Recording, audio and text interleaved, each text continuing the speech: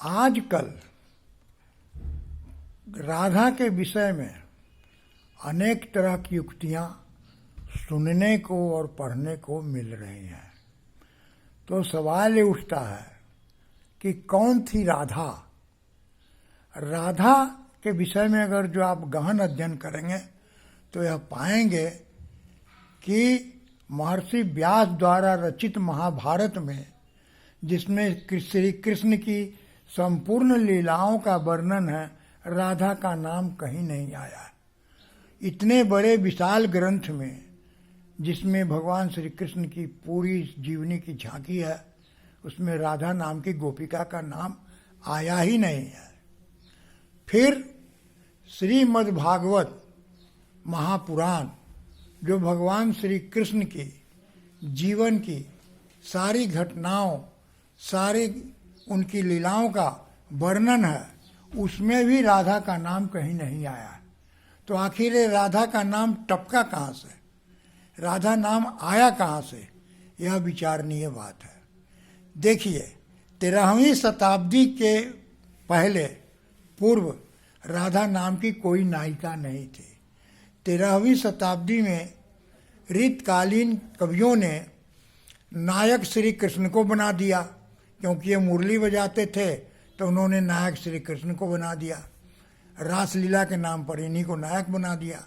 तब ये सोचे जब हम नायक बना दिए तो नायिका कहाँ से लाएं, क्योंकि रुक्मिणी तो नाचना गाना का वो नायिका बन नहीं सकती थी। तो उन्होंने राधा का नाम ईजाद किया। लोगों को राधा के नाम से उन्होंने अभिहित किया कि राधा कृष्ण की प्रेमिका थी। राधा और कृष्ण साथ साथ नाचे थे, गाते थे, रासलीला करते थे, जबकि ये पूरी बात जो है तथ्यहीन है।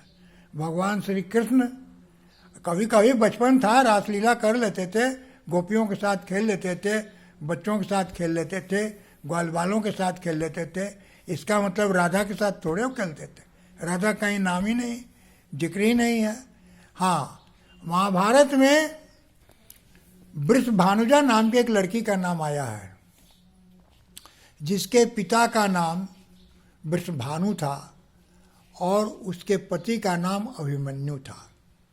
वृषभानुजा शादीशुदा स्त्री थी।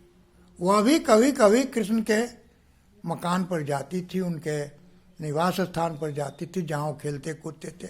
ये भी जाकर खेल में पार्टिसिपेट करते थे। इसका अभिमन्यु जो था, इससे तालमेल नहीं बैठता था, झगड़ा लड़ाई होती थी। इसलिए मनोरंजन के लिए वृषभानुजा आकर के कृष्ण के साथ और गोपियों के साथ आकर के खेल लिए करती थी, लेकिन उसका नाम राधा नहीं था। श्री कृष्ण की प्रेमिका का नाम अगर जो लिया जाए तो केवल रुक्मिणी थी। रुक्मिणी ने ही भगवान श्री कृष्ण के चरणों में सादर निवेदन किया था कि मैं आपसे प्रेम करती हूँ, आप मुझको अपने पत्नी के रूप में ग्रहण करिए। भगवान कृष्ण प्रेम की मर्यादा रखने वाले हैं, वो प्रेम को ठुकरा नहीं सकते। इसीलिए उनका अवतार हुआ था, पापियों का नाश करने के लिए और प्रेम की मर्यादा रखने के लिए। तो वो कहाँ वो मानते। स्त्री की भावना का उन्होंने आदर किया और उसका भाई, रुक्मिणी का भाई, एक महा दुर्बुद्धि व्यक्ति से शादी करने जा रहा था, जिसका नाम था शिशुपाल। जबरदस्ती, जब लड़की की इच्छा नहीं है कि ये वर मुझे नहीं पसंद है, तो जबरदस्ती तुम कैसे शादी कर सकते हो। इसको भगवान ने ग्राह्य नहीं किया। गए, रुक्मिणी का हरण करके ले आए, भाइयों से युद्ध हुआ, सेनाओं से युद्ध हुआ, लेकिन एक स्त्री का मान रखने के लिए उन्होंने रुक्मिणी को हरण करके ले आए। फिर विधि विधान से शादी किए और उस प्रेम को उन्होंने शादी का अंजाम दे करके रुक्मिणी को भी अमर कर दिया और अपने प्रेम को भी अमर कर दिया। अब बीच में राधा का नाम जो कृष्ण के साथ उछाल दिया जा रहा है, तो कृष्ण की समझिए छवि धूमिल की जा रही है। अब किसका ये काम है? तो ये तो वामपंथियों का काम है ये जो सनातन धर्म के विरोधी हैं उनका काम है, उसको तुल दे रहे हैं। राधा नाम जब है ही नहीं तो कृष्ण के साथ रुक्मिणी का नाम विसार के राधा का नाम क्यों से जोड़ा जा रहा है? ये बिल्कुल गलत है। जिस तरह से साईं बाबा को मंदिरों में स्थापित करके पैसा कमाने के लिए लोग स्थापित करके पैसा कमा रहे हैं मूर्ति का, जबकि हिंदू धर्म में उनका कहीं नामो निशान नहीं है, फिर भी मंदिरों में स्थापित। जगत गुरु शंकराचार्यों ने बहिष्कार किया कि साईं बाबा का नहीं होना चाहिए मूर्ति किसी भी मंदिर में, तब भी लोग नहीं मान रहे हैं। हिंदू कैसा अजीब किस्म का धर्म चलाने वाला अनुयायी है कि जो इसके धर्म शास्त्र में नहीं उसको ही देवी भगवान मान लेता है।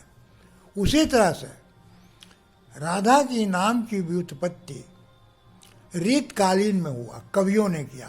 सबसे पहले नाम इसका विद्यापति ने लिया है, जो महाकवि कहे जाते हैं, और बिहारी हैं और अनेक रीतकालीन कवि हैं, और उन्होंने ही राधा और कृष्ण को नायक नायिका के रूप में वर्णन किया, और अश्लील कविताएं भी इनके बीच में लिखी। राधा और कृष्ण के कविता पढ़ने लायक नहीं रहती है, इतनी अश्लील रचनाएं हैं कि देवी देवता को भी इन्होंने नीचे एकदम गिरा दिया। तब आया भक्ति काल। भक्ति काल में उसी का अनुकरण किया गया।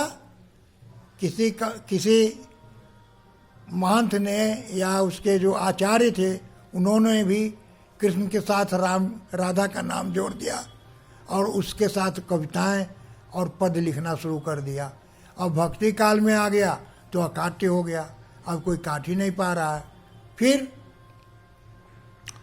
इसके बाद जो है आजकल उसी का अनुकरण करते करते आजकल सभी जितने भी टीवी के सीरियल हैं सब में राधा कृष्ण का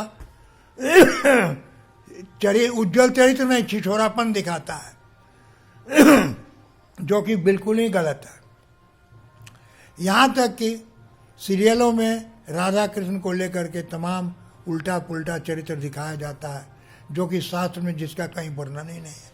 इस तरह से भगवान की छवि को धूमिल करना, उनके चरित्र को मतलब कि उज्जवल करने वाला दृश्य दिखाना चाहिए। भगवान ने कभी गोकुल या मथुरा की ओर फिर लौट करके नहीं देखा। अगर राधा उनकी प्रेमिका होती तो उसे शादी न कर लेते, उसको अपने साथ द्वारका न ले जाते, लेकिन नहीं, उन्होंने रुक्मिणी को द्वारका ले लिया क्योंकि उनकी पत्नी थी या प्रेमिका थी, और फिर पलट करके गोकुल में या वृंदावन में या बरसाना में राधा से मिलने नहीं आए। इसका साफ मतलब है कि प्रेम का प्रतिपालक, प्रेम का प्रतिस्थापक भगवान श्री कृष्ण अगर राधा इनसे प्रेम करती तो उसको कभी न छोड़ते। इसलिए आप लोग ये जानिए, भगवान श्री कृष्ण का नाम उज्जवल रखिए, राधा के साथ इनका नाम मत जोड़िए। कवियों ने गलती की, धर्माचार्यों ने कुछ गलती की, इसको आप भूलिए और अपने मूल शास्त्र महाभारत और श्रीमद् भागवत को पढ़िए और उसके अनुसार चलिए। भगवान कृष्ण बहुत ही क्रांतिकारी कदम उठाने वाले थे, वो छिछोड़ापन कभी नहीं किए थे। इसलिए जय हो सियावर रामचंद्र की, जय हो भगवान श्री कृष्ण के। मेरा यह लेख अच्छा लगे तो सब्सक्राइब जरूर करिएगा, क्योंकि यह सब लेख मैं शोध करके लिखता हूँ, साधारण ढंग से नहीं लिखता हूँ, न पढ़ता हूँ। इसलिए जय श्री राम, जय श्री कृष्ण।